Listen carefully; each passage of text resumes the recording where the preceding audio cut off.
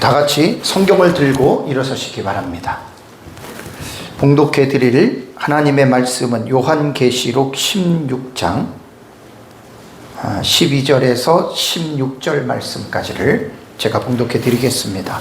이것은 하나님의 말씀입니다. 또 여섯째 천사가 그 대접을 큰 강 유브라데에 쏟음에 강물이 말라서 동방에서 오는 왕들의 길이 예비되었더라.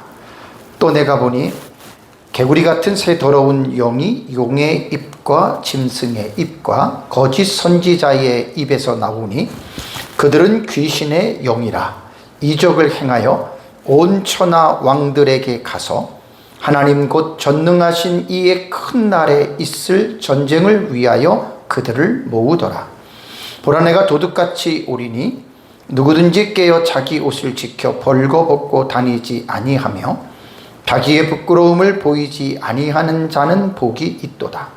새 영이 히브리어로 아마겟돈이라 하는 곳으로 왕들을 모으더라. 아멘. 아멘. 네, 앉으시기 바랍니다.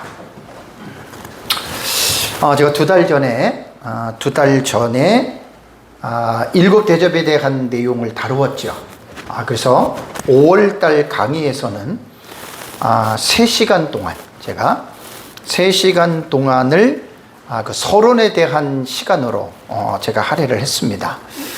왜냐하면 일곱 대접을 들어가기 전에 제가 3시간 동안이나 서론적인 내용을 말씀드린 이유는 모든 성경이 다 마찬가지겠지만 특별히 이제 요한계시록에서 지금 일곱 대접은 3가지 일곱 시리즈의 마지막에 지금 위치하는 거잖아요. 그죠? 일곱인, 일곱 나팔, 그 다음에 이제 일곱 대접인데 정말 모든 게 다 어렵지만 특히 이제 일곱 대접은 우리가 좀 어렵기 때문에 그만큼 신중을 기해서 우리가 이제 일곱 대접은 우리가 이제 말씀을 봐야 된다. 그래서 제가 두 달 전에 일곱 대접을 들어갈 때 첫 번째부터 제가 본문을 들어가지 않았죠.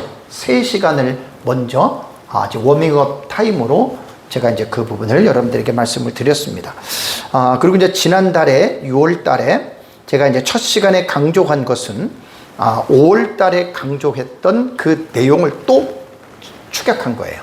정리를 해가지고 여러분들에게 말씀을 드렸는데 이제 지금도 마찬가지로 하죠. 그것보다 더 짧게. 왜 그러냐면 그냥 일곱 대접을 무조건 들어가서 우리가 성경을 읽으면 그 내용을 이해하는 게 여러분 쉽지 않습니다. 그래서 이제 그 5월달, 6월달 제가 했던 것들을 또 다시 한번 간략하게 여러분들에게 기억을 다시 한번 지지난 달의 기억을 소환하는 거예요. 지금 다시 여러분들에게 소환을 시켜서 그리고 이제 이번 시간에 이제 6번째 대접이 들어가니까 그 내용에 대해서 한번 연결을 자연스럽게 연결하는 가운데에 제가 이제 말씀을 드리겠습니다.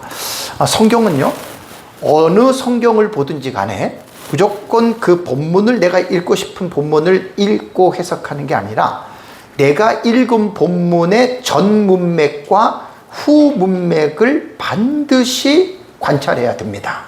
이건 아주 명심하셔야 됩니다. 그래서 일곱 대접을 들어갈 때 제가 서론 부분에서 여러분들에게 말씀을 드린 게 뭐냐면 일곱 인이 있잖아요. 그죠? 1, 2, 3, 4, 5, 6, 7인이 있어요. 요거는 이제 요한계시록을 기록된 구조로 보는 형식상 구조잖아요. 그죠? 요 일곱째 인이 내용이 뭐냐면 일곱 나팔로 전개가 되는 거예요. 그래서 이제 1, 2, 3, 4, 5, 6, 7 이렇게 되는 겁니다. 일곱 번째 인이. 그러면 일곱 번째 인도 똑같아요. 일곱 번째 나팔도 일곱 인과 똑같이 이것은 일곱 대접으로 이렇게 내용이 갈라지는 거예요. 첫째 대접에서 쭉 해가지고 일곱 번째 대접. 이렇게 여러분 요한계시록이 구조가 기록이 된 거예요. 그러니까 일곱 대접을 우리가 공부를 할 때 무조건 들어가서 읽지 마시고 일곱 대접은 그 전문맥으로 올라가다 보면은 일곱 번째 나팔에 예속된 계시예요. 그럼 일곱 번째 나팔을 쭉 올라가면은 이 일곱 나팔은 어디에서 이 예속이 되어 있냐면은 7인의 예석이 돼 있는 거예요. 그래서 성경을 읽을 때에는요, 무조건 읽으면 사실 그냥 자기 혼자의 그 깨달음이지 전체적으로 이것을 제가 형식상 구조라고 말을 했잖아요.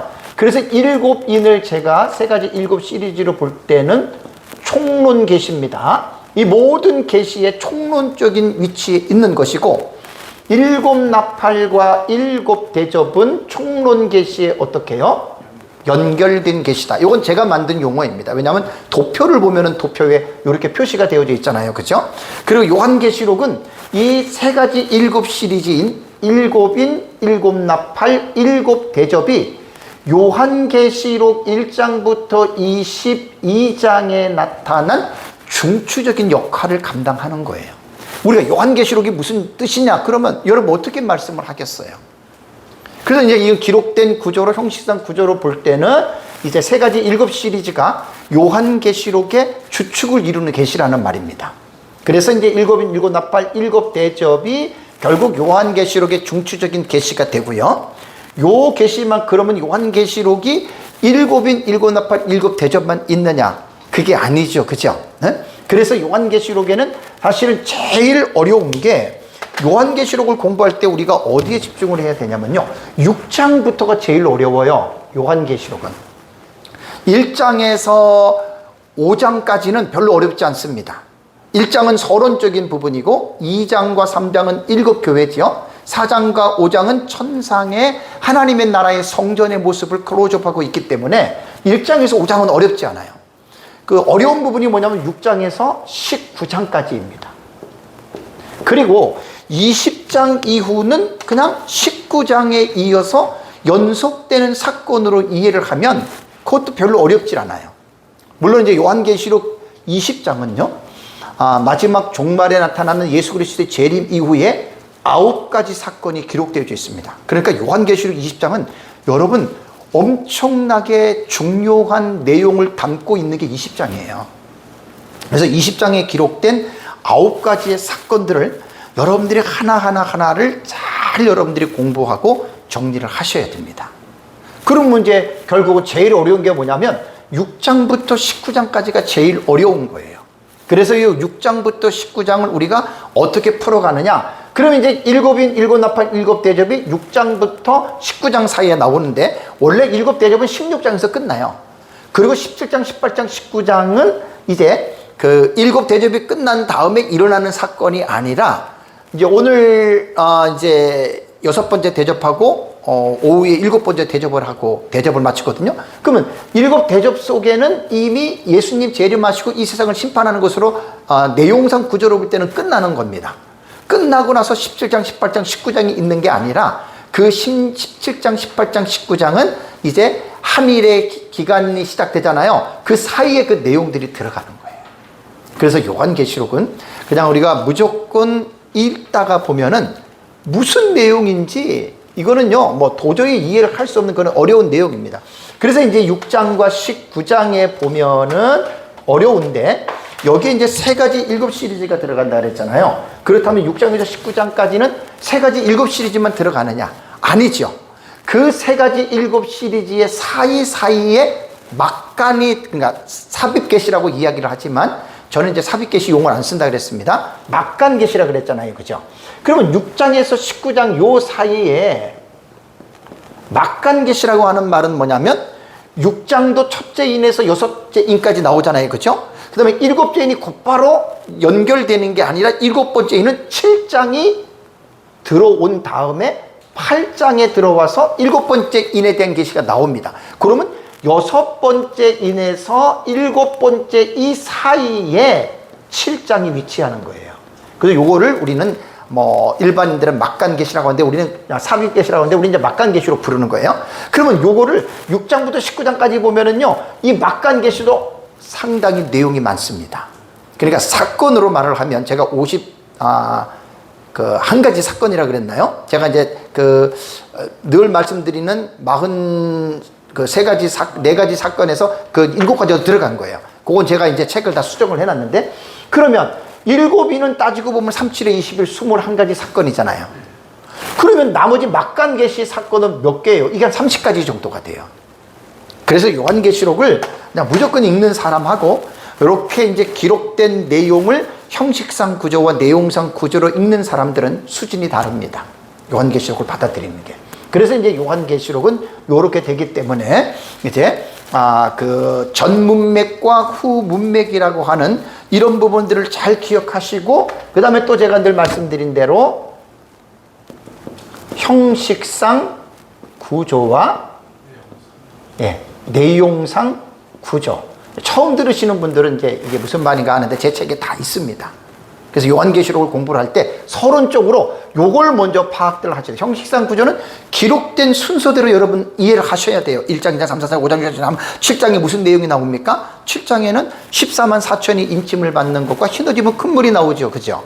그 다음에 여러분 16장은 우리가 지금 공부하는 첫째 대접에서 7번째 대접 나오죠. 그죠? 그럼 12장은 뭐가 나와요? 헤롯 옷 입은 여자가 나오고 붉은 용인 사탄이 교회를 핍박하는 내용이 나오는 게 12장입니다. 뭐 몇 장이든지 간에 13장은 뭐죠? 바다에서 올라오는 짐승과 땅에서 올라오는 짐승.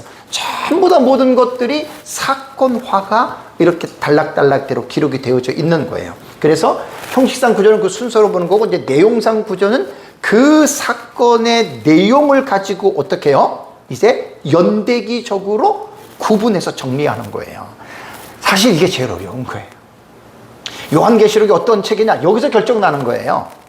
그래서 이제 제가 단락의 구조법, 거기에서 이제 본경과 삽경의 상호 교차, 여기에서 이제 요한계시록이 설명이 되기 때문에 그냥 요한계시록을 마구잡으러 이것저것 따지지 않고 무조건 배운 사람들은 이런 말을 하면 무슨 말인지 지금 모르잖아요.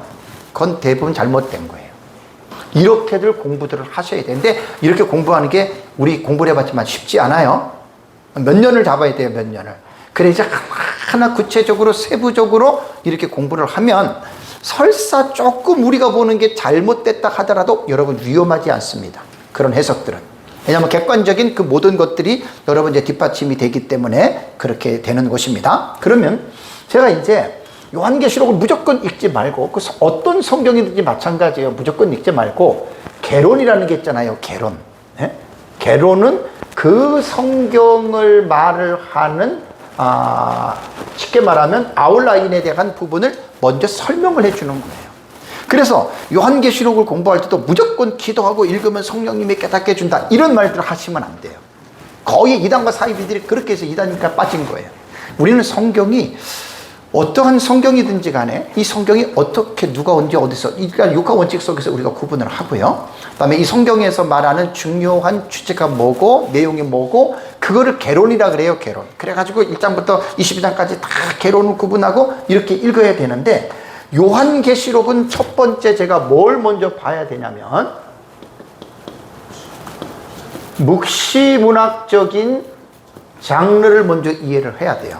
왜냐하면 요한계시록이 기록된 것들은 인간의 언어로 기록된 내용들을 보면은 일반인들이 쉽게 읽을 수 있는 산문이나 뭐 어떤 서사나 이런 식으로 기록된 게 아니에요. 상징의 언어로 기록을 했기 때문에 문학적으로 볼 때는 이것은 묵시문학적인 장르에 속한 것입니다. 양식이. 그래서 요한계시록을 왜 어렵냐면 이 묵시문학적인 이 부분을 통해서 먼저 묵시문학이 뭔가, 그러나 요한계시록은 묵시문학은 아니라 그랬어요. 근데 이 부분을 알아야 왜 하나님께서 사도 요한을 통해서 왜 요한계시록을 이렇게 숨겨진 언어, 시크릿 랭귀지라 그러죠. 비밀 언어입니다. 히든 랭귀지라고도 하고, 숨겨지고 왜 이렇게 비밀적인, 이게 결국 상징이거든요. 왜 하나님께서 이렇게 기록하게 하셨을까? 그건 이제 묵시문학의 장르에서 공부를 하셔야 되고, 뭐 시간상 그냥 넘어가겠습니다. 그러고 나서 이제 우리 이 묵시문학으로 딱 들어갈 때는 다니엘서를 잊으면 안 돼요. 구약 성경에도 구약 성경의 묵시록이라고 말하는 계시록이 뭐냐면 다니엘서거든요. 요 이제 공부를 하면은 구약 성경에는 다니엘서를 집중을 안 할 수가 없어요. 그래서 이제 다니엘서하고 요한계시록이 여러분 연결되는 겁니다. 두 번째는 제가 성경을 읽을 때는 반드시 해석학적인 구조를 무시하면 안 돼요. 뭐 무조건 기도하고 성경 읽는다, 그런 말들을 하면 안 됩니다. 이 성경을 특히 어려운 묵시문학적인 어떤 이 양식을 가지고 기록했기 때문에 이것을 어떻게 읽어야 하느냐? 그러면 먼저 텍스트, 문장을 읽는 방법은요, 문자냐 혹은 상징이냐, 이 묵시적인 내용은 다 이렇게 보는 거예요. 먼저 결정을 해야 될 게 뭐냐면, 이것을 내가 문자로 보냐 상징으로 볼 것이냐. 14만 4천을 문자적인 14만 4천이냐, 아니면 14만 4천이 다른 어떤 의미를 상징하는 것으로 14만 4천을 썼느냐. 여러분, 요한계시록 다 이렇게 보셔야 돼요. 그러니까 둘 중에 하나를 택해야 되거든요. 그러면 문자적인 해석과 상징적인 해석은 차이가 어느 정도인지 아세요? 하늘과 땅 차이보다도 더 큽니다. 완전히 이거는 여기서부터 요한계시록이 갈라지기 시작하는 거예요. 두 번째는 사건에 대한 해석이잖아요. 제가 요한계시록 6장부터 19장까지 53가지인가요? 53가지 사건이 나온다 그랬죠? 그럼 53가지의 사건을 그러면 우리는 어떻게 이것을 대하냐? 여러분, 그러니까 요한계시록은요, 우후죽순처럼 마구잡이로 내가 읽다가 뭐 필이 왔다고 깨다 이렇게 하는 사람, 그건 정말 웃긴 사람이에요. 일관성이 있어야 돼요. 바다에서 올라오는 짐승이 13장에 나오고 땅에서 올라오는 짐승이 나온단 말이에요. 그러면 도대체 이 사건이 역사 세계 속에서 언제 이 사건이 일어날 것인가? 12장에 헤롯 옷 입은 여자가 촛대 교회인데, 이 교회를 붉은 용이 사탄이 언제 핍박하는가? 모든 게 이렇게 사건을 보셔야 돼요. 첫째 인이 떨어지고 둘째 인이 떨어지고 첫째 나팔 둘째 나팔 첫째 대접 둘째 대접이 쏟아지는데, 그렇다면 이 사건은 웬, 언제, 이것도 결정하셔야 돼요. 그래서 이제 이 사건을 보면은 과거주의 해석법 있잖아요, 그렇죠? 요한계시록이 전부 다 과거에 일어났어, 사도 요한에 기록된 대시 다 일어났어, 이렇게 보는 사건 해석이 있고, 다음에는 역사주의 방식은 초대교회부터 신약시대 전체를 보는 해석법이기는 한데, 이 역사주의는요 거의 유럽의 역사, 유럽의 히스토리 테이블이에요. 그 유럽의 역사적인 그 시간표에, 타임 테이블이라고 그러죠. 시간표를 맞춰서 이야기를 하는데, 역사주의 해석은 거의 다 90%가 다 이루어진 것으로 해석합니다. 우리 입장으로 볼 때는 이미 다 과거 이루어진 걸로 보는 거고요. 세 번째가 미래주의입니다. 미래주의는 초대교부들부터 가졌던 역사적 전천년의 정체성입니다. 그러니까 요한계시록은 종말적 사건으로 보는 거예요. 그러니까 종말적 사건이라고 하는 이 의말 속에 뭐가 달려 있냐면, 예수님 재림 직전에 이 사건들이 일어날 것이다. 이게 역사적 전천년의 정체성이에요. 우리는 이렇게 보는 거예요. 다음에 이제 네 번째가 뭐냐면 이상주의입니다. 상징주의라고도 하죠. 이게 이제 무천년의 해석이에요. 무천년의 해석. 요한계시록은 어떤 과거 역사 미래주의자들은 하나의 사건으로 우리는 보면서, 이 사건이 일어나는 시기가 언제냐인 것에 따라서 차이가 있을 뿐이에요. 근데 이상주의는 no, 사건, 한 가지 사건, 과거든 현재든 미래든 그거 아니야. 그러면 뭐냐? 이상주의는 그 사건이 어떤 상징적인 의미를 둔다는 거예요. 그러니까 예를 들어서 붉은 용의 사탄이 교회를 핍박하고 대환란이 있다는 것은 꼭 마지막 때에 있는 대환란이 아니라, 환란은 언제든지 있어 왔어, 이렇게 해석하는 거예요. 뭐 두중인들 그러면 우리는 이제 마지막 시대 사역자로 보잖아요. 그러면 무천년은 아니야, 마지막 때 사역자가 아니라 사역자들은 항상 있어 왔어. 그러면서 이 상징주의는 뭐냐면, 선과 악이라고 하는 두 가지의 뚜렷한 명암을 대조해서 결론은 뭐냐? 선이 악을 이긴다. 이게 무천년 해석법이에요. 이게 상징 해석법이에요. 그런데 20, 30년 전부터는 어떤 사건에 대한 해석법이 지금 전 세계적인 신학의 흐름입니다. 종말론 신학의 절충주의입니다. 이걸 종합주의라고 그래요. 어느 하나를 강조하지 않습니다. 요한계시록 그렇게 보면 안 돼. 다 모든 해석들의 장단점이 있어. 그러니까 독자인 우리는 어떻게 해야 되느냐? 모든 걸 하나 무조건 추정하지 말고 과거주의에서 말하는 특출한 해석법이 있어요. 어떤 사건? 그걸 뽑고 역사주의, 미래주의, 이상주의에서 말하는 그 전체를 따라가지 말고 거기서 말하는 좋은 점들을 다 어떻게 취합을 해서 우리는 종합적으로 해석한다. 이게 현재 전 세계적인 종말론의 트렌드입니다. 여러분 이거 아셔야 돼요. 그러니까 지금은 한 20년 전부터 요한계시록 종말론 때문에 논쟁하거나 싸우는 일들이 거의 없죠. 그래서 그런 거예요, 여러분. 그래서 요한계시록이 하는 종말론을 대하는 방식이 달라진 거예요. 그래서 싸우지 않아요.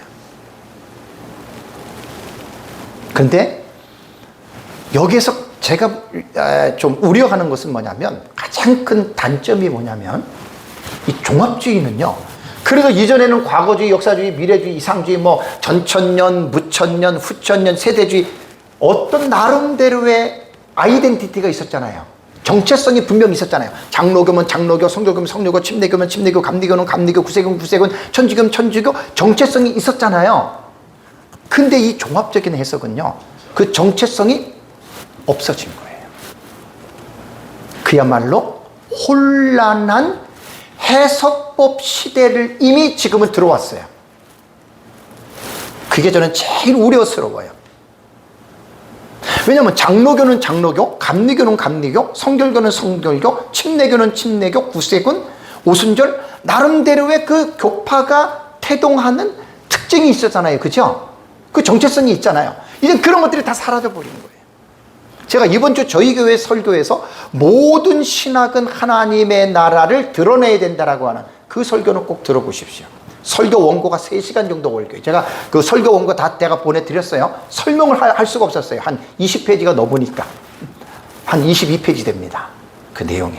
왜 그러냐면 제가 하나님 나라에 대한 설교를 저는 책으로 내기 때문에 뭔가 필링이 와서 정리할 때 그냥 요번 주 설교 요것만 해야 되겠다 그러면 나중에 내가 못 채워 넣어요. 그래서 한번 딱 성령이 감동을 줄 때 그냥 다 채워 넣어야 돼요. 그래서 제가 이제 원고를 그렇게 작성을 했던 겁니다. 그러니까 거기에 보면은 제가 초대교회 시대부터 교리사를 목사님들은 아셔야 되거든요. 교리가 우리 지금 이 시대의 교리는요, 공짜로 물려받은 거지만 이 교리가 우리들에게 건전한 특히 개혁신학 같은 것들이 우리에게 주어질 때는 그 이전의 교회 역사를 아셔야 돼요. 초대교회 시절부터 말할 수 없는 교리적인 논쟁과 다툼과 심지어는 목숨의 위험과 죽는 경우도 있었어요. 그러니까 종교개혁이 뭡니까? 로마 카톨릭에 의해서 하나님의 말씀을 교리를 올바르게 전하려고 하다가 카톨릭에 의해서 죽은 사람들만 숫자가 얼마인 줄 아십니까? 이게 참 바보 같은 사람들이 이런 것들 너무들 몰라요. 6천만 명에서 7천만 명이 종교개혁 이후에 로마 카톨릭에 의해서 죽임을 당한 숫자입니다, 여러분. 야, 이런 것들을 모르고 지금 교회를 다니고 있어요.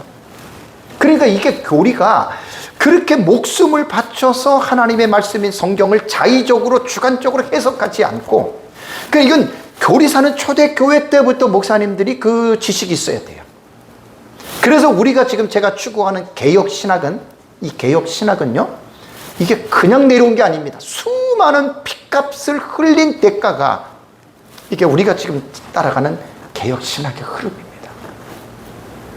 역사를 모르고는 여러분, 참 그런 사람하고는 좀 말하면 조금 그렇습니다.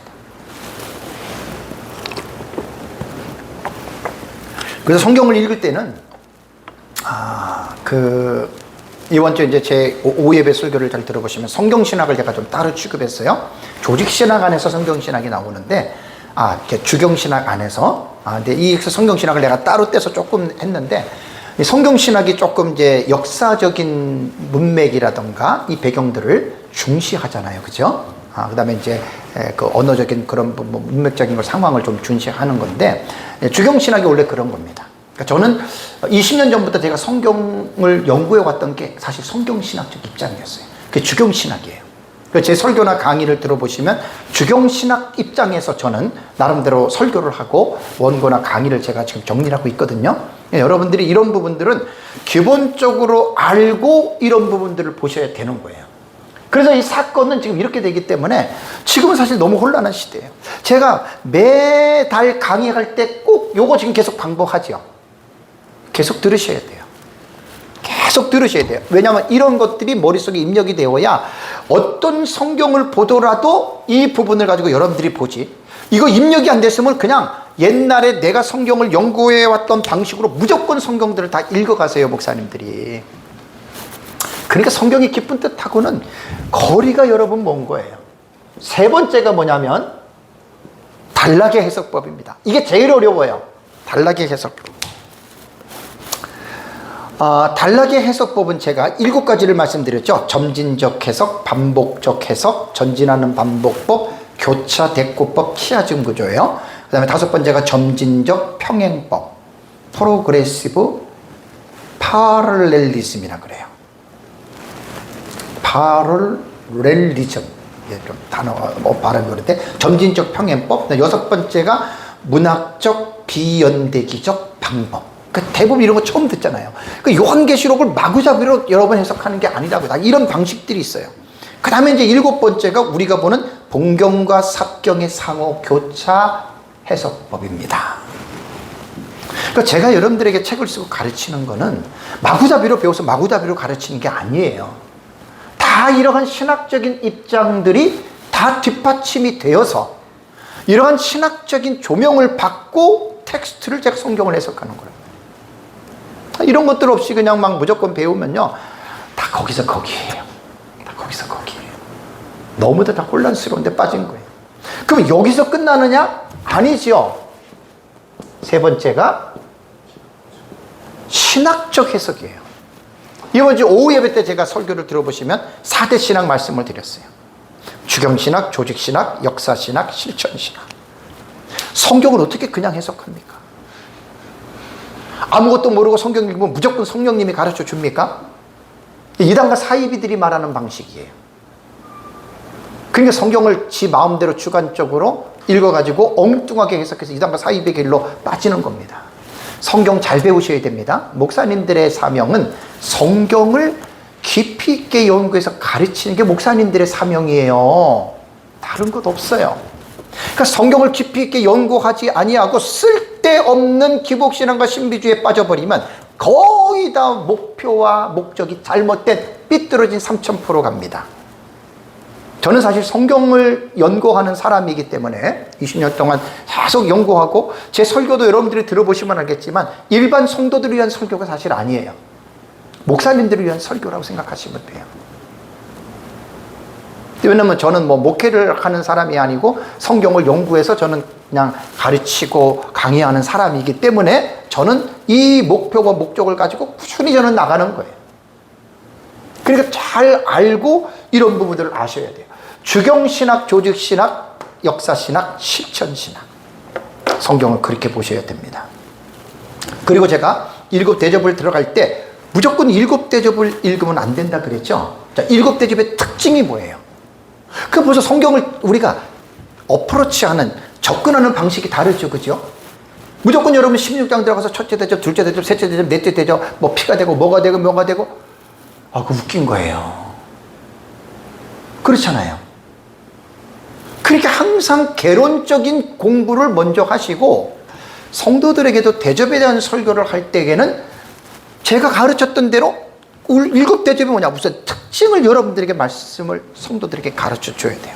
그래서 제가 7대접을 가지고 있는 특징은요, 모두가 7가지가 다 재앙의 내용을 갖고 있죠. 그러면 뭘 얘기를 해야 돼요? 7 나팔을 봐야 되잖아요. 생략하겠습니다. 두 번째는 하나님의 진노는 진노인데 7대접은 가득 담고 있는 재앙이면서 또 어떤 특징이 있죠? 마지막 재앙이에요. 이거 참 7대접 이거요, 중요한 내용입니다. 이게 다 지금 성경에 있는 거를 제가 모아가지고 제가 강의를 하는 거예요. 7대접은 하나님의 진노가 가득히 담겨 있으면서도 7대접은 어떻게? 마지막 재앙이다. 그러니까 마지막이라고 하는 부분에 여러분들이 관심을 가져야 되고, 다음에 세 번째는 첫째 대접에서 7번째 대접까지는 중간에 삽입되는 계시가 없어요. 그러면 일곱인과 일본 나팔은 삽입되는 게 있어요, 없어요? 다 있어요. 가장 범위가 넓은 시리즈가 나팔 시리즈입니다. 이거 다 3월달, 4월달에 했던 건데 칠판에 써가면서 유튜브를 제가 강의 내용이 다 올려져 있기 때문에 그걸 자세히 보시면은 이거는 꼭 형식상 구조로서 여러분들이 이해를 하고 계셔야 됩니다. 그리고 이제 일곱 대접 재앙은요, 그 긴 시간이 아니에요. 그리고 예수님 재림 아주 직전에 아주 짧은 시간으로 보면 되는데, 뭐 1시간 뒤에 그런 개념은 아니고, 모르겠어요, 어떻게 될지는. 우리는 일곱 대접은 예수님 재림 직전에 근접해서 이 7개가 순서대로 짧은 시간에 이것이 이루어지는 것으로 본다는 겁니다. 그리고 우리는 일곱 대접을 텍스트를 해석할 때 말씀을 드린 대로 어떻게 보느냐. 저희 역사적 전천년 입장에서는 그렇다고 역사적 전천년이 다가 아니에요. 지금 역사적 전천년만큼 혼란스러운 학파가 없습니다. 근데 이 말은 뭐냐면, 역사적 전천년을 모르시기 때문에, 모르시는 분들은 그냥 역사적 전천년 좋다 그러고 얘기를 하는데, 저는 이게 연구를 계속 하는 사람이니까 최소한 10년 제가 연구를 했잖아요. 역사적 전천년만큼 혼란스러운 종파가 없어요. 너무나 프레임이 넓습니다. 이거를 정확하게 지금 물과 기름은 색깔은 같지만 요소는 다르죠. 분명히 물과 기름은 갈라내야 돼요. 분리시켜야 돼요. 세퍼레이티드 해야 돼요. 분리시켜야 돼요. 역사적 전천년은 세대주의 전천년과 특히 무천년의 성경 해석 방식들 가운데 이거를 나이스하게 클리어하게 이것을 지금 구분하지 못하고 있어요. 이게 역사적 전천년의 가장 큰 문제입니다. 저는 이 문제를 해답을 다 갖고 있어요. 제 강의와 설교 속에 이게 다 나오잖아요. 이거를 지금 분별을 해야 되는데, 그래서 우리는 이 부분만큼은 문자적으로 본다. 이 문자도 제가 전에 강의할 때 얘기를 했잖아요. 완전히 문자적이게 치우친 이 해석주의가 세대주의 해석법이고, 완전히 또 상징으로 치우친 해석 방법이 무천년이죠. 그죠? 우리는 역사적 전천년의 정체성이 그게 아니에요. 문자적 해석을 우리는 중시하면서도 상징의 해석을 상당수를 우리도 상징 해석을 합니다. 이게 역사적 전천년의 특징입니다. 뭐 이런 것들도 모르고 그냥 뭐 역사적 전천년이라고 말을 하면서 극단적인 세대주의나 사이비 이단들까지도 나는 역사적 전천년이래요. 나 그걸 듣고 얼마나 내가 기분이 상한지 몰라요. 진짜 정말 말도 안 되는 거잖아요. 그래서 이제 첫째 대접은 짐승의 표를 받고 있는 사람과 우상에게 경배하는 자들에게 독한 종기가 난다라고 말을 했죠. 우리 문자적으로 그렇게 보는 거예요. 둘째 대접을 쏟으니까 바다가 죽은 자의 피같이 되어 바다 가운데 모든 생물이 죽었다. 우리는 그대로 문자로 봐요. 셋째 대접을 쏟으니까 강과 물 근원이 피가 됐죠. 문자 그대로 봅니다. 넷째 대접도 해가 권세를 받아서 사람들을 태운다. 우리는 문자 그대로 해석해요. 다섯 번째 대접도 세상이 흑암이 되고 짐승에게 경배하는 자들이 종기로 말미암아 고통을 당하지요. 우리 문자 그대로 봅니다. 요게 이제 지난달까지 2달 동안 제가 강의했던 내용을 총정리해서 말씀을 드렸습니다. 자, 그러면서 제가 이제 5월 달에도 그렇고 6월 달에도 그렇고 강조한 게 뭔 줄 아세요? 성경을 대하는 그리스도인의 자세. 여러분, 이거는 너무너무 중요합니다.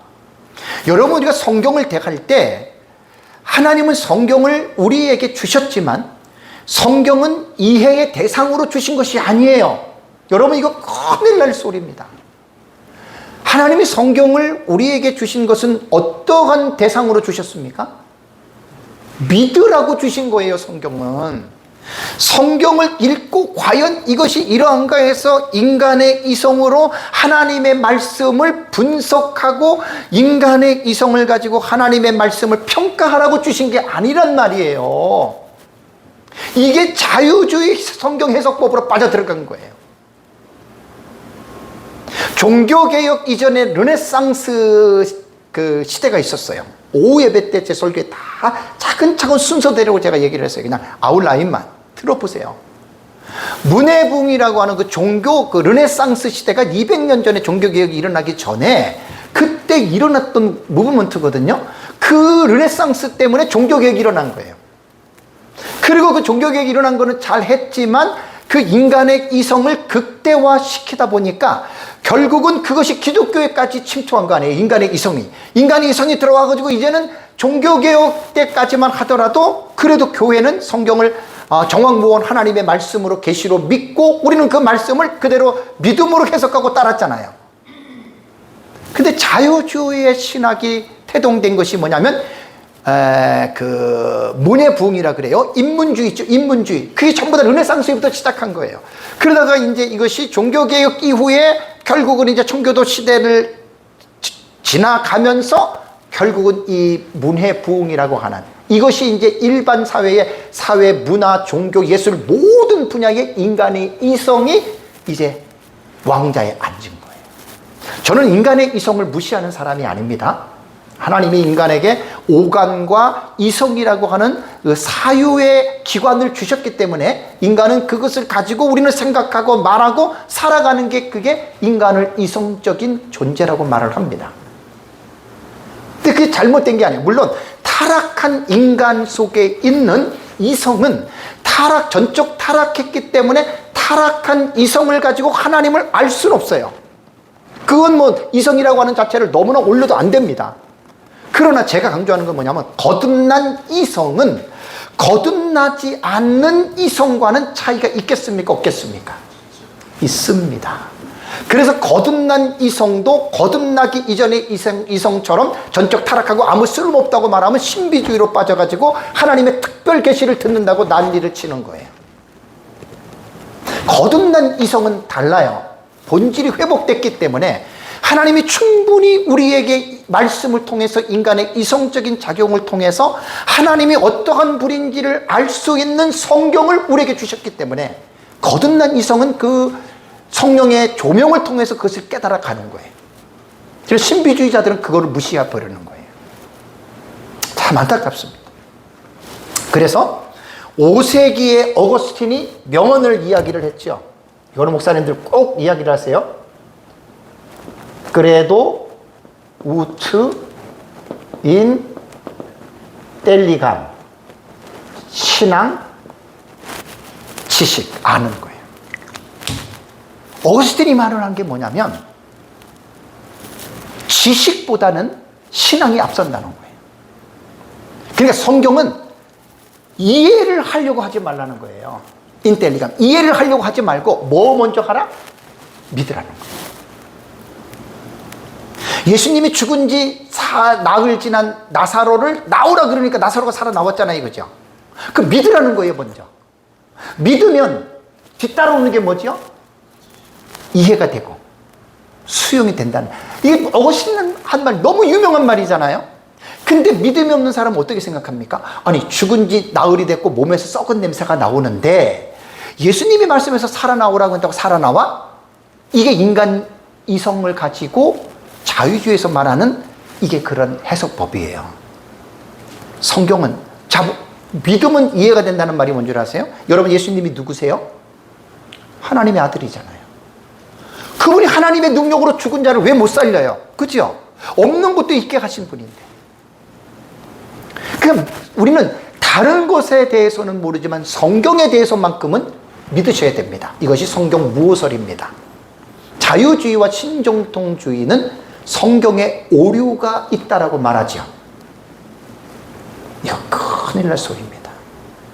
그래서 우리는 성경을 대할 때 이런 부분을 이해해야 되고, 마지막으로 제가 여러분들한테 강조한 게 뭐냐면 특히 7대조 요한계시록을 공부할 때는 우리는 뭐를 덧붙여서 생각을 해야 되냐면 인류 미래 사회에 대한 사회적인 환경들을 여러분들이 분명하게 알고 있어야 됩니다.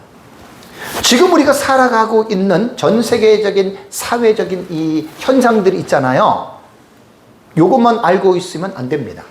왜? 지금은 초고속시대 사회잖아요. 그죠? 모든 것들이 빠르게 지금 변화되고 있잖아요. 그죠? 그럼 지금 우리가 알고 있는 이 초스피드 사회에서는 앞으로 가면 갈수록 어떻게 해요? 우리가 상상을 초월하는 그러한 문화가 바뀌어진단 말이에요. 제일 지금 우리에게 지금 관심 있는 게 뭐냐면 4차 산업혁명 시대에서 제일 지금 각광을 받고 있는 분야가 뭐냐면 AI입니다. 인공지능. 인공지능이 여러분 이제 상상을 초월합니다. 이제는 기계가 인간처럼, 지금 이제 시작하는 단계지만 기계가 인간처럼 사상과 감정과 이런 모든 것들을 이제 거의 비슷할 정도, 아직은 초기 단계이기 때문에 명확하게 드러나지는 않지만 상상을 초월할 정도로 기계가 거의 인간과 똑같은 위치에 서게 되고요. 거기서 끝나는 게 아니에요. 기계가 인간을 지배하는 시기가 온다는 말입니다. 그러면 이렇게 변해져 가는 인류 미래의 상황 속에서 우리는 요한계시록을 우리는 이해를 해야 돼요. 특히 계시록 13장에 바다에서 올라오는 짐승, 땅에서 올라오는 짐승, 그 우상에게 생기를 주어서 말하게 한다. 여러분, 이런 거요, 지금 우리 시대에 생각하고 있는 것과 앞으로 발전해 가는 이 초스피드 시대에 이 AI가 하는 완전히 여러분 해석이 달라집니다. 40, 50년 전에 종말론 연구가들은 우상이 말하게 한다를 테레비로 해석했어요. 테레비. 그런 20년 전쯤에 종말론 해석가들은 컴퓨터로 해석을 했어요. 지금 연구하는 학자들은 뭐로 해석하는 줄 아세요? 당연히 로봇입니다. 로봇. 근데 그것도 정확한 답은 아니에요. 그러니까 참 우리가 성경을 이게 그냥 정말 이게 간단하게 여러분 우리가 이해하고 해석할 내용들이 아니라는 말입니다. 꼭 여러분들이 기억하셔서, 정말 기억하셔서요, 성경을 이렇게 지금, 그런데 이걸 내가 지금 5월달, 6월달에 강의한 거, 그거 지금 여러분들에게 정리한 거예요. 근데 제가 왜 그러냐면 정리를 안 할 수가 없는 게, 여러분 지난달 거 아시죠? 물론 여러분들은 아세요. 근데 갑자기 딱 들어가 버리면 이러한 것들이, 이게 뭐 운전할 때도 뭐라 그래요? 운전하기 전에 먼저 뭘 밟는다 그러죠. 그 일본 말로 하면 뭐라 그래요? 일본 용어는 안 쓰겠습니다. 뭐 한다 그래요. 그런 게 필요한 거예요.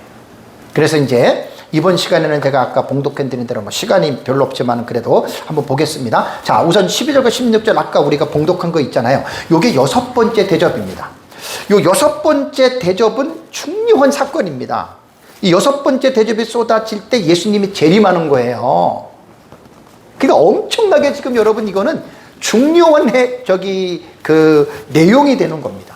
그래서 6번째 대접이 기술된 16장 아까 봉독한 12절과 16절의 본문을 보면 먼저 여러분 이걸 생각해야 됩니다. 여기 어디 예수님의 재림이 나와? 그렇게밖에 볼 수 없어요. 명확하게 그 6번째 대접에서는 예수님께서 대접한다라고 하는 그것을 직접적인 언어로 읽기가 힘들어요. 그러면 왜 거의 모든 학자들이 다 이걸 재림으로 보는데, 그래서 그걸 내가 먼저 썸머리를 해드립니다. 자, 15절을 보십시오. 15절을 보시면 보라 내가 도둑같이 오리니 그랬잖아요. 자, 올 것이라고 하는 예언을 했는데, 그러면 이것이 미래형인데, 그렇다면 어디 예수님께서 6번째 대접이 온다고 하느냐? 오는 겁니다. 이걸 여러분들이 해석해야 되고, 또 하나 16절을 보면은 새 영이 히브리어로 아마겟돈이라 하는 곳으로 왕들을 모으리라 그랬잖아요. 그죠? 요 아마겟돈에서 이루어지는 곳에 이제 군사들을 모아요. 그런데 이 6번째 대접에서는 아마겟돈에서 전쟁을 일으키는데 전쟁의 양상에 대해서 내용이 나와요? 안 나와요? 안 나와요. 그냥 모은다라고 하는 말밖에 안 나옵니다. 그래서 우리가 성경을 연구할 때에는 이 계시가 지금 내가 읽은 이 본문 안에서 모든 내용들이 충족하게 계시가 됐는지, 아니면은 이 본문 안에 충족하게 계시가 되지 않았다면 부족한 내용들은 어디에서 우리가 이 내용을 보강해야 될까? 그래서 제가 전후 문맥을 강조하는 거예요. 그래서 이것은 이제 다음 시간에 제가 이제 강의할 텐데, 후 문맥을 보면 계시록 19장 11절과 21절에 아마겟돈에서 일어나는 전쟁이 나오죠. 그러니까 그건 후 문맥에서 가지고 오는 거예요. 성경을 읽을 때 가장 여러분 우리가 기본적인 내용이 뭐냐면, 모든 성경이 마찬가지입니다. 본문만 보지 마시고 전문맥과 후문맥을 반드시 보는 습관들을 가지셔야 돼요. 이단과 사입의 특징이 뭔 줄 아세요? 전문맥, 후문맥 고려하지 않습니다. 한 가지 단어를, 문장을 딱 잘라가지고 끄집어내서 어떻게? 전후문맥 연결시키지 않고 그냥 그걸 갖고 소설 쓰는 게 이단과 사이비의 해석법입니다. 정통 신학을 한 신학자들이나 정상적인 신앙생활을 한 성도들은 절대로 성경을 그렇게 보지 않는데, 아쉬운 것은 뭐냐면 목회자들 중에서 신학을 부실하게 한 목사님들이 거의 다 성경을 그렇게 보고 있다는 거예요. 그러니까 그런 목사님들 밑에서 신앙생활한 성도들은 볼 것도 없어요. 다 그렇게 성경들을 배워왔기 때문에, 목사님들은 설교가 성경을 가지고 풀어가는 거기 때문에 그 성경의 본문, 이번 주에 설교하는 내용의 본문의 전문맥과 후문맥을 반드시 연구하지 않으면 성경을 오해하고 이상하게 성경을 풀어갈 수밖에 없다라는 말입니다. 그래서 이제 요 6번째 대접안의 본문 안에서는 그 예수님의 재림에 대한 내용이 거의 확실하게 나오지 않습니다. 그래서 보충이 되는 계시를 하나님이 후문맥인 19장 11절과 21절에 이 내용을 담아놨다는 거예요. 그래서 우리가 성경을 볼 때 6번째는 예수님의 재림이잖아요. 제일 어떻게 보면 신약시대 가장 하이라이트가 되는 사건이 예수님의 재림 아닙니까? 그래서 이 부분에 대해서 여러분 우리가 봐야 됩니다. 자, 제가 7대접을 동일하게 설명하는 제가 패턴이 있는데, 재앙이 임하는 시기, 이것은 이제 5번째의 그 대접이 쏟아지고 곧바로 이어지는 거고요. 재앙이 임하는 장소는 16장 12절 보시면 어디입니까? 6번째 천사가 대접을 큰 강 유브라데에 쏟음에, 지금 제 책을 여러분들이 보시면 됩니다. 자, 큰 강 유브라데에 쏟았다. 그러면 이게 장소가 어디냐면 분명히 유브라데거든요. 그러면 큰 강 유브라데는 어디인가? 이거는 이제 유브라데 강은 서부 아시아에 있는 강 중에서 가장 길이가 긴 강인데요. 제 책에 읽으시면 됩니다. 약 2,800km가 되죠. 터키에 있는 아르메니아 산맥을 근원지로 하여 도중에 다그라스 강과 합류해서 페르시아만까지 쭉 흘러가는 강입니다. 이게 옛날부터 있었습니다. 유브라데라고 하는 것이 구약 성경에 나옵니다. 하나님이 아브라함에게 내가 유브라데부터 어디까지 얘기를 하잖아요. 그 성경에 나오는 그런 단어예요. 그렇다면 이제 그거는 뭐 중요한 것은 아니고요. 제가 여기서 이제 제 책을 보시면 알겠고, 그 700페이지에 보시면은 도표 하나 나오죠. 그죠? 여기서 이제 성경 해석에서 문제가 뭐냐면, 유브라데라고 하는 것 여러분들이 둘째화 6번째 나팔 기억나시죠? 그 전쟁이 어디서 일어나는 거예요? 유브라데 지역에서 일어나는 거예요. 그러니까 지금 종말론을 연구하는 학자들 가운데 많은 숫자들이 둘째 화인 6번째 나팔의 유브라데 전쟁과 지금 6번째 대접인 유브라데에 모인다는 것을 같은 사건으로 해석하는 사람들이 많습니다. 아닙니다, 여러분. 자, 그래서 제가 700페이지 제 도표를 보십시오. 자, 도표를 보시면 제가 시기를 볼 때 유브라데 전쟁은 한 일에게 후반부가 시작될 때 일어나는 전쟁입니다.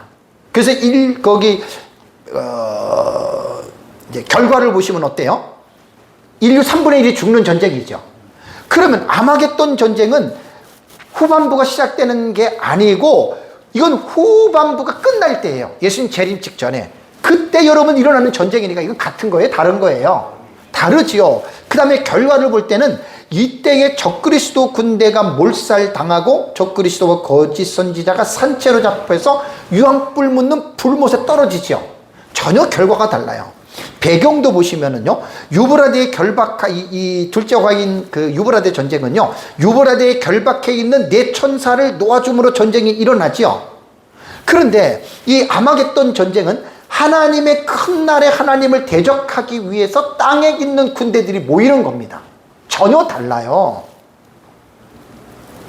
그래서 양상을 보시면은 이제 유브라데 전쟁은 둘째 화는요, 4대 열강들이 모여서 싸우는 거예요. 이게 스가랴서까지 보셔야 돼요. 스가랴서까지. 그래서 예수님 재림 직전에 후반부 시작될 때 4대 열강들이 예루살렘을 침공하는 전쟁입니다. 이게. 그러면은 이 6번째 대접은 유브라데로 모인다고 하는 이 전쟁은요, 세상의 군대들이 모여서 자기네들끼리 싸우는 게 아니에요. 유브라데 전쟁은 4대 열강끼리 싸웠죠. 여기에 6번째 대접에 유브라데 모이는 것은요, 지상의 군대와 하늘의 군대와의 싸움입니다. 전혀 다른 전쟁이에요. 이걸 가지고 지금 종말론을 연구하는 학자들도 주석들을 보면은, 왜? 유프라테스라고 하는 유브라데라고 하는 이것 때문에 같은 것으로 보는데 이건 진짜 정말 일반 사람들이 나는 얘기를 하면 내가 이해가 돼요. 근데 종말론을 연구하는 신학자들조차도 이걸 같이 보더라고요. 그러니까 성경을요 깊이 있게 연구들을 안 한 거예요, 신학자들도. 이 부분은. 그 제 책을 딱 보면은 제가 시기와 배경과 양상과 결과에 대해서 딱 요약해서 했는데, 저는 뭐 자랑이 아니라 이거를 10년 동안 넘게 연구하는 사람이니까 쫙 이 정리가 되는 거죠. 자, 재앙의 내용은 동방에서 오는 왕들의 길이 예비된다. 요거는 두 가지입니다. 네로 황제의 재생설로 보는 해석이 있고, 동방의 왕들이 오는 곳으로는 해석인데, 제 책을 잘 보시면 사도 요한 당시에 이 본문은 네로 황제가 자살했잖아요. 근데 네로 황제가 자살한 네로 황제가 부활해서 그가 다시 파르티아 쪽에서 이 로마로 다시 원수를 갚으러 온다. 이게 이제 그 요한계시록에 기록될 당시 네로가 죽고 난 이후에 그냥 사람들에게 뜬 소문으로 자장했던 내용이에요. 우리가 뜬 소문들 되게 많죠, 그죠? 그런 식으로 된 거. 그래서 이제 이것을 네로 황제의 재생설로 보는 견해가 있고, 또 하나는 동방의 왕들, 문자 그대로 동방의 왕들이 오는 것이다라고 말을 하면서, 여기에서 이단과 사이비들이 이 본문을 어떻게 쓰냐면 동방을 아시아의 예루살렘으로, 대한민국으로 봅니다. 이게 코미디 해석인데, 이제 이단 쪽으로 가는 해석들 거의 다 이 동방, 문선명이도 그렇고요. 이 동방을 대한민국으로 봅니다. 아닙니다. 동방은 대한민국이 동방의 동쪽에 속해 있지만 대한민국을 말한 게 아닙니다. 이사야에서도 그렇고. 자, 시간상 그냥 넘어가고 제 책을 보시면 되고, 이제 중요한 게 뭐냐면 개구리 같은 더러운 영에 의해서 이 전쟁이 준비된다는 거예요. 개구리 같은 더러운 영. 이것을 보면 13절 14절을 보십시오. 여기 보면은 또 내가 보면 개구리 같은 새 더러운 영이 용의 입과 짐승의 입과 거짓 선지자의 입에서 나온다. 그런데 그들은 귀신의 영이다. 이거 어떻게 해석하시겠습니까? 그래서 이제 종말론은요, 제가 지난번에 한 67시간 동안 설교했던 게 종말론 용어 해설을 설교를 했던 거예요. 기본적인 지식이 없으면 공부 못합니다. 알아듣지도 못합니다. 그래서 용은 7머리를 가진 사탄이고요, 짐승은 바다에서 올라오는 짐승으로서 적그리스도를 말하고, 거짓 선지자는 13장의 땅에서 올라오는 짐승으로 적그리스도의 하수인을 하는 그런 역할을 13장에 나온다는 말입니다. 자, 그 다음에 나머지는 넘어가고, 이 아마겟돈 전쟁에 독특한 점이 있어요. 특징이에요. 이것은 아까 말씀드린 대로 예수님께서 재림하시면서 일어난 전쟁인데, 전쟁의 당사자가 사람과 사람의 싸움이 아닙니다. 이거 정말 잘 여러분들이 보셔야 됩니다. 그래서 이것은 하늘의 군대와, 왜냐하면 이제 이것은 이제 다음 시간에 계시록 19장에서 11절과 21절에 보면은 15절부터인가 14절부터 나와요. 거기서 이제 하늘의 군대가 백마를 탄 예수 그리스도가 나오고, 그 뒤를 따르는 그 군대들 있잖아요. 백마 탄 군대들. 그들이 다 부활자들이에요. 천사들 아니에요. 그러니까 하늘에 있는 그 부활자들과 이 땅에 있는 세상 싸우는 거예요. 그게 이제 아마겟돈 전쟁이라고요. 그러니까 6번째 대접 안에서는 충분한 내용이 안 나와요. 반드시 보충이 되는 계시가 19장 11절과 21절의 내용이기 때문에 이 본문을 같이 보셔야 돼요. 우리가 사복음서를 볼 때, 이제 마테마가 누가복음을 공간복음이라 그러잖아요. 같은 관점에서 기록했고, 요한복음까지 집어넣어서 사복음서라고 하는데, 어떤 사건은 사복음서에 다 나오는 게 있어요. 어떤 사건은 한 군데만 나오고, 두 군데만 나오고, 세 군데만 나오는 데 있죠. 자, 이것은 여러분들이 잘 관찰하셔야 돼요. 본문에 나오는 동일한 사건에 대한 그 기사들을 사복음서면 4군데를 전부 다 그 본문을 가지고 오면은 얼핏 보면은 다른 것처럼 보여요. 근데 다른 게 아니에요. 기가 막힌 섭리가 뭐냐면, 하나님께서는 마태가 부각한 의미와 마가가 드러낸 의미와 누가가 드러낸 의미와 요한이 드러난 의미들이 그들이 보는 관점의 차이가 있다는 거예요.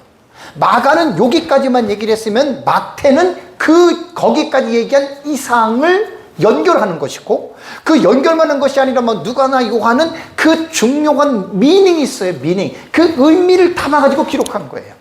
그래서 여러분들이 신약 성경을 해석할 때, 어떤 사건을 해석할 때는 하나의 본문만 가지고 해석하면 여러분이 큰일입니다. 꼭 기억하셔야 돼요. 그래서 제가 가지고 있는 오래된 책인데, 사복음서를 한 책으로 묶은 책이 있어요. 그런 책들은 목사님들이 사셔야 돼요. 옛날 거예요. 그래서 예를 들어가지고 오병이의 사건 있잖아요. 그럼 오병이의 사건은 아마 제가 알고는 세복음서에서 나와요. 거기에 세복음서를 전부 다 이렇게 묶어 놓은 거예요. 연대기로. 왜냐하면 내가 실력이 안 되기 때문에 내가 다 모르잖아요. 그런 책은 꼭 사셔야 돼요. 특히 사복음서를 설교하실 때는 그 책을 스승으로 모셔야 됩니다. 그럼 그 책에 다 가르쳐줘요. 실로암에서 장님의 눈을 뜯긴 사건 있잖아요. 그 예를 들어 요한복 하나밖에 안 나온다. 그럼 하나밖에 없는 거고, 다른데 나온다 그러면 그 본문을 가지고 오셔야 돼요.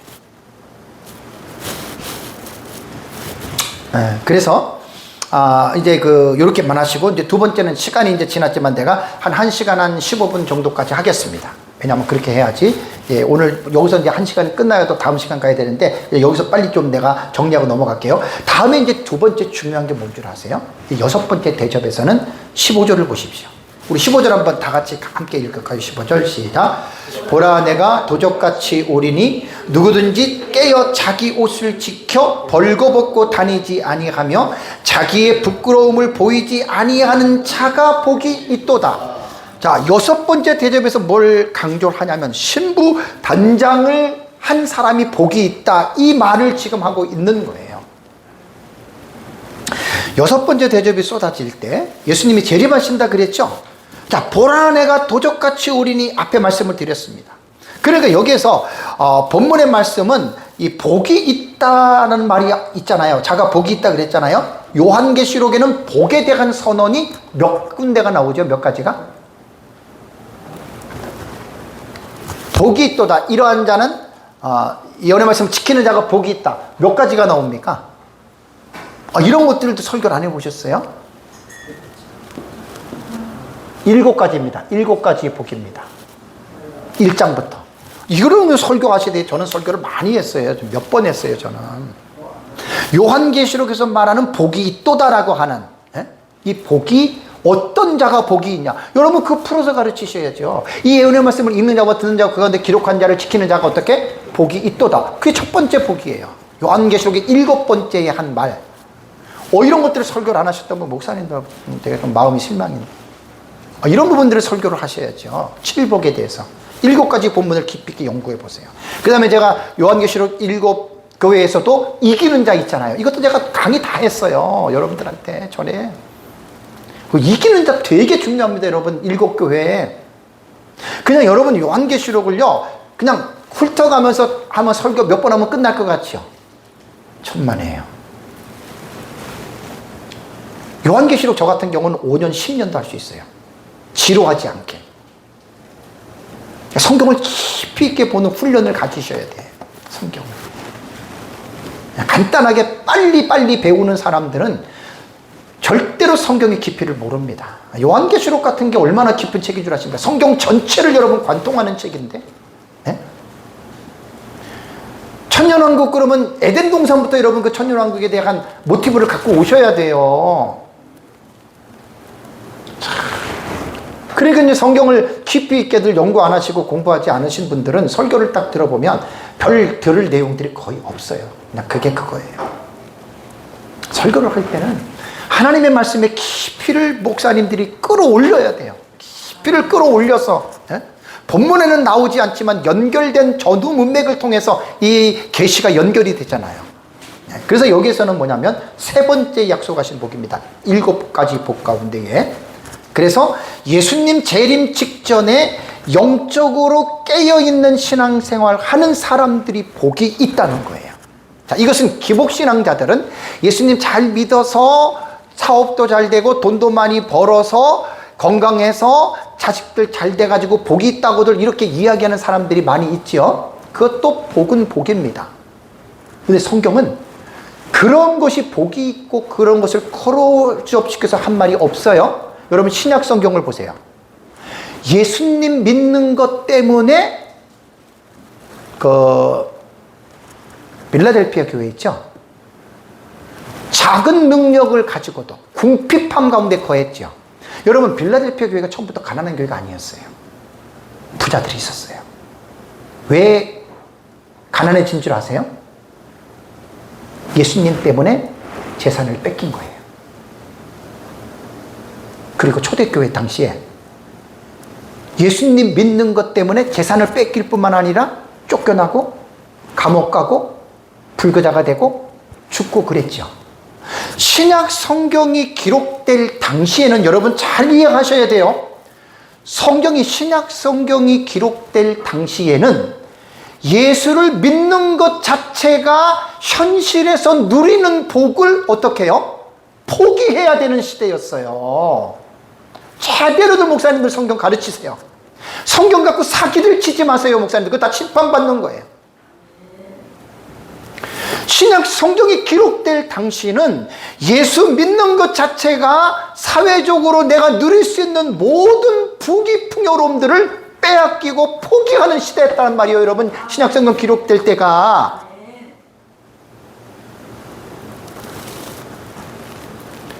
구약시대 거짓 선지자들처럼 목사들이 성경을 읽어놓고 성도들에게 사기치는 행위란 말이에요, 그거는. 왜 초대교회 때 수많은 사람들이 목숨을 잃은 줄 아세요? 신앙 때문에 잃어버린 거 아니에요. 믿음 지키려고. 지금도 우리나라 같은 자유주의 민주주의 진영을 빼놓고 이슬람권이나 불교권이나 힌두권들을 보세요. 극단적인데 그냥 죽이잖아요. 막 좁혀잖아요. 재산 다 빼앗아 가잖아요. 그러니까 요한계시록에는 돈 많고 성공한 자가 복이 있다는 말 하나도 없어요. 신약 성경에도 없는 거예요, 사실. 심령이 가난하고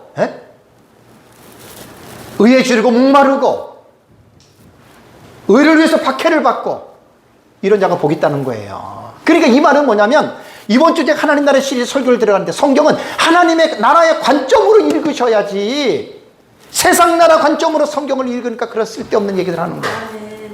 그런 목사들 다 심판받는 거예요. 무슨 성경을 읽어놓고 30배, 60배, 100배, 100만 원 헌금하면 1억, 30억, 100억, 무슨 그게 성경 해석이에요. 사기지. 30배, 60배, 100배는 좋은 땅에 떨어지시는 착한 마음을 가진 사람이에요. 말씀을 듣고 순종하는 거예요. 그래서 예수님처럼 닮아가는 거예요, 그게. 아이고, 참말로.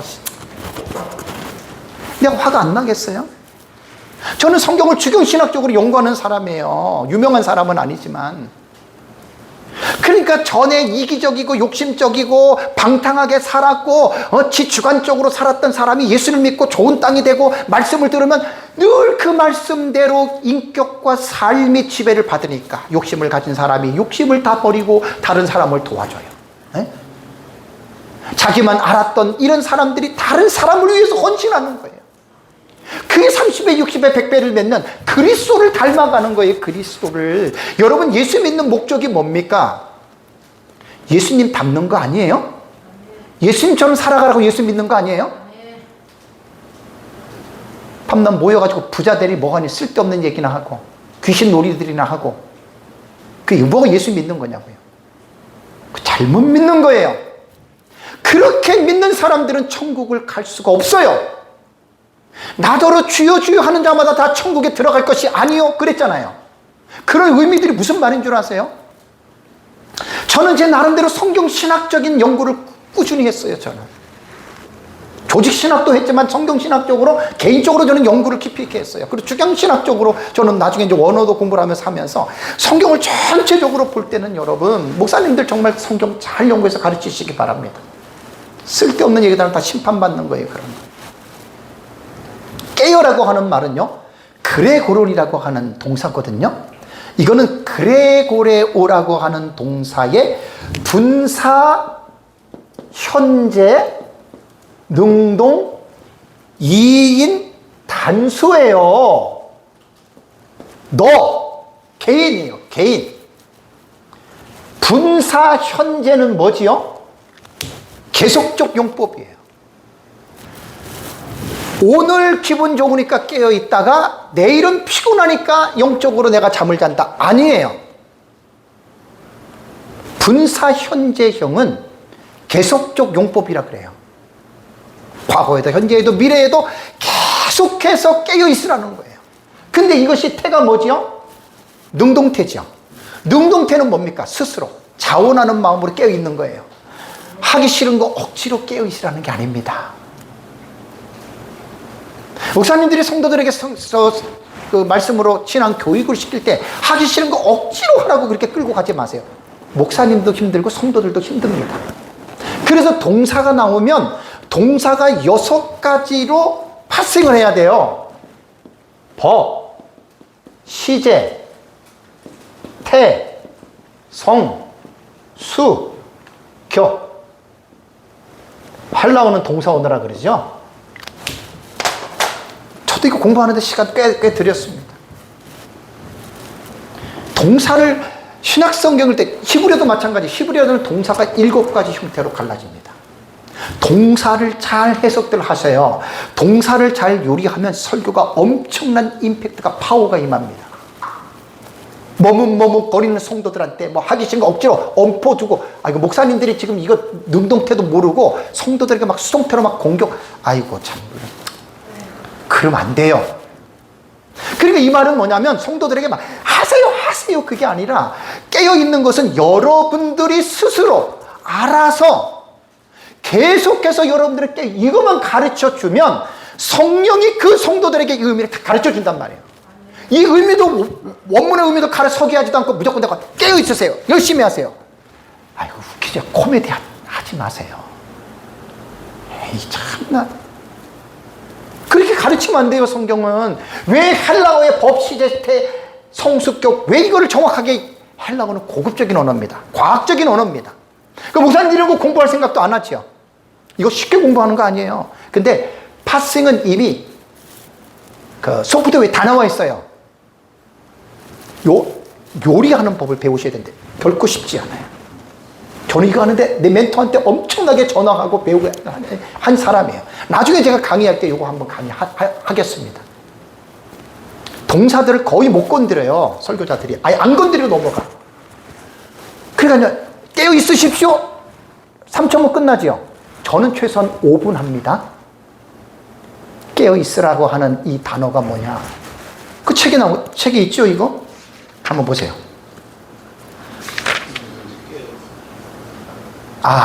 제 책엔 안 넣어놨어요. 그러니까 저는 계속 업데이트가 돼요, 제가. 거기 704페이지 보면은, 보라 내가 깨어, 내가 이걸 안 넣어놨어. 참. 나중에 이제 제 책을 업그레이드 하면은 완전히 이제 원어로 들어갑니다.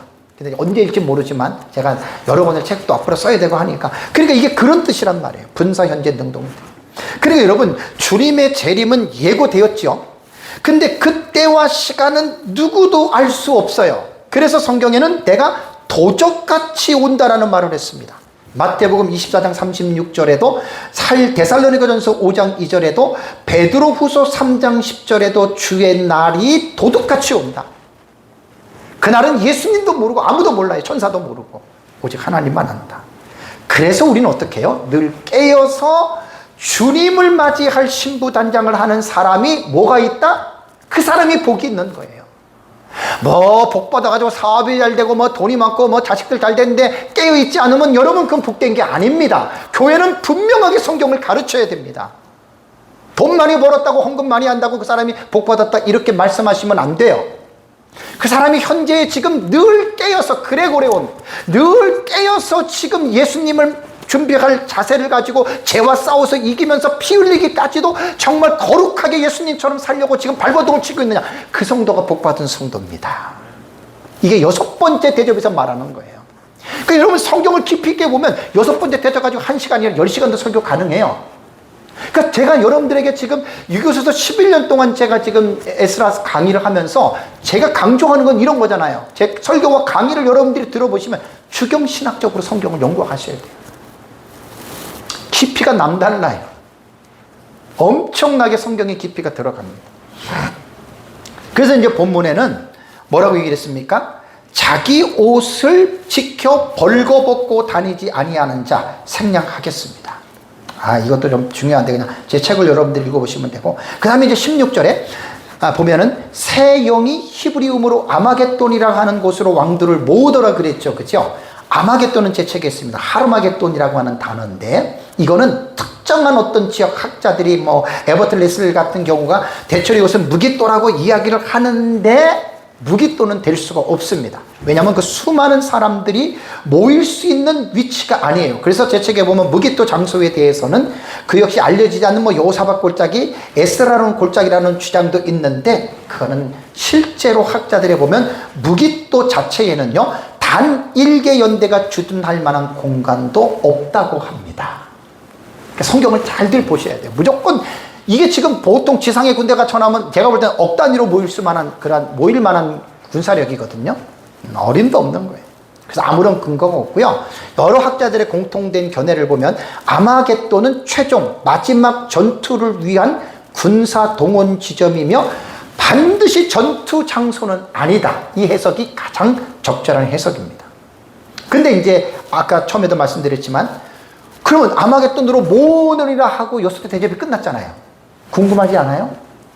그럼 궁금하면 어떻게 해요? 500원? 그런 후배에 대해서 말한 거 궁금하면 성경을 보세요. 어떻게? 여기만 보지 말고 뒤에 있는 후 문맥을 보세요.